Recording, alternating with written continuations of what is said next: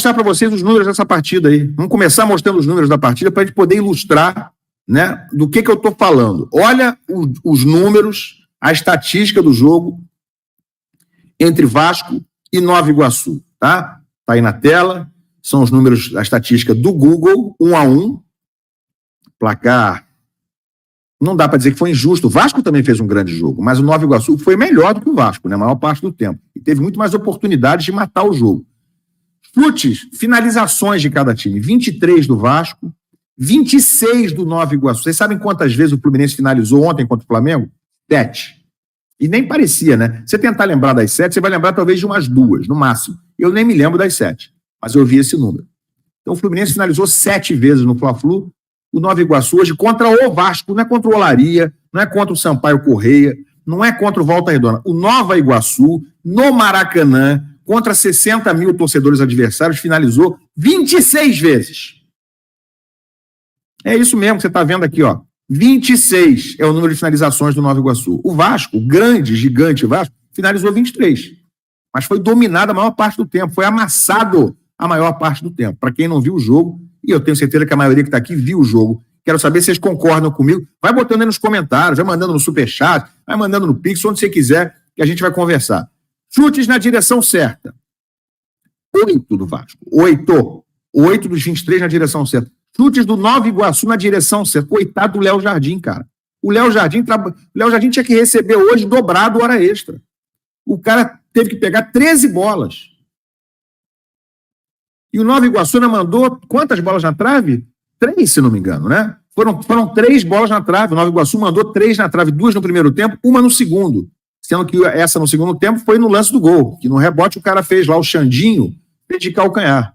13 bolas no alvo chutou o Nova Iguaçu. Você sabe quantas bolas no alvo chutou o Fluminense ontem num Fla-Flu decisivo de semifinal? Você sabe? Estou perguntando aí para você. Sabe quantas? Hein? Vou pegar aqui de novo. Zero. Nenhuma. Zero. O Fluminense contra o Flamengo não chutou nenhuma bola na direção certa. O goleiro do Flamengo podia ter ficado de fora. Podia ter ficado fora do gol, tomando uma caipirinha na linha de fundo. Não faria nenhuma diferença. Nenhuma bola no gol. Rapaziada, foi uma vergonha, hein? Que vergonha foi hoje no Maracanã para mais de 60 mil pessoas, certo? Vamos falar muito desse jogo aí, vou estar trazendo aqui minha análise aqui sobre esse jogo aí, horroroso do Vasco da Gama. Parece que emendou quinta, sexta, sábado e domingo aquele jogo do Água Santa. Parecia o mesmo jogo do Vasco, o mesmo jogo ridículo do Vasco, ridículo. Vamos lotar o Maracanã, mas o Vasco, o torcedor do Vasco, não tem o time que merece, entendeu? O torcedor do Vasco não tem o time que merece. Essa torcida não merece esse time que passa sufoco na quinta-feira e faz um jogo ridículo, vergonhoso contra o Nova Iguaçu. Aí hoje eu tirei a conclusão que o jogo que o Vasco perdeu de 2-0 não foi culpa de arbitragem nenhuma, não. Foi culpa do Vasco mesmo. Porque o time do Nova Iguaçu deu um baile no time do Vasco da Gama hoje. Segundo jogo entre Vasco e Nova Iguaçu, aonde o Vasco toma baile do Nova Iguaçu. Entendeu? Mais um jogo que o Vasco não joga nada. Por quê? O Vasco não tem qualidade. O Vasco não tem qualidade no seu meio de campo. O seu meio de campo é frágil. O Vasco perde no meio de campo para todos os clubes brasileiros. Para todos os clubes do futebol brasileiro. Tanto da Série A, tanto da Série B, do Nova Iguaçu, do Água Santa, qualquer um. Qualquer um. O Vasco não faz frente. O Vasco perde o meio de campo toda vez. Por quê? Tem um meio de campo fraco. Zé Gabriel, ele é digno de vestir a camisa do Vasco da Gama. Cuidadoso na formação do time do Vasco.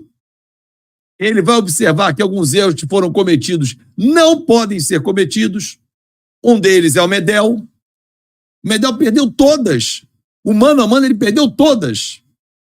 Exaltou, e com toda a razão, com todo o merecimento, o Léo Jardim, que pegou pra cacete. Pegou pra cacete. É um dos melhores goleiros do Brasil. Claro que é. Mas o Vasco não pode depender apenas do Léo Jardim. Explicou a entrada do Cleiton. Foi mal? Não foi. Se movimentou, Del? Se movimentou.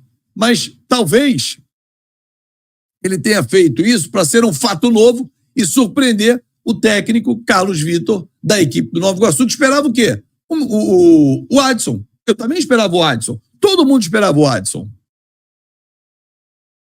Agora, contra um time mais alto, Xará, e aí é que eu defendo que Medel com o Léo, essa combinação é ruim. É muito ruim. E principalmente na bola aérea. A nossa sorte, cometemos falhas individuais, coletivas também, mas a nossa sorte é que os caras quiseram brincar. O Carlinhos, que é bom atacante, ele resolveu fazer graça. Quis dar tapinha de lado, fazer uma graça. E isso aí, meus amigos, custa muito caro. A bola pune, já diria Muricy Ramalho, e com toda a razão. Agora, o time do Vasco tem jogadores que ainda vão se adaptar. O Cleiton acabou de chegar, o próprio Adson. Existem alguns jogadores, o David, que demandam tempo. O Galdames parece que joga no Vasco há muito tempo, mas foi mal hoje. O Galdames foi mal hoje. O Zé Gabriel foi muito mal, mas o Zé Gabriel já está adaptado ao Vasco. O Zé Gabriel não entrega muito, além do que ele entregou. Ele não é um jogador para ser titular hoje do Vasco. Mas ele entrou e foi mal. Por quê? Eu queria botar o Zé Gabriel porque o time deles é alto e tal, mas por baixo ele falha. E ele cria um corredor. Ninguém, Gustavo, vai achar a linha do impedimento correta. Os caras conseguiram traçar a linha do VAR em cima de ninguém. O árbitro de vídeo, Rodrigo Nunes de Sá, o assistente Silbert Faria e o Felipe George Bennett têm de ser cobrados. Uma vergonha o que fizeram na arbitragem hoje no Maracanã. Eu tenho a sensação, não tenho a convicção, de que o cara estava um pouco à frente. Mas para eu ter a certeza, e você ter a certeza, torcedor, a porcaria da linha tem que ser traçada em cima do penúltimo defensor do Vasco, que era o João Vitor. Os incompetentes conseguiram traçar fora dos dois. Nem no João Vitor e nem no Carlinhos.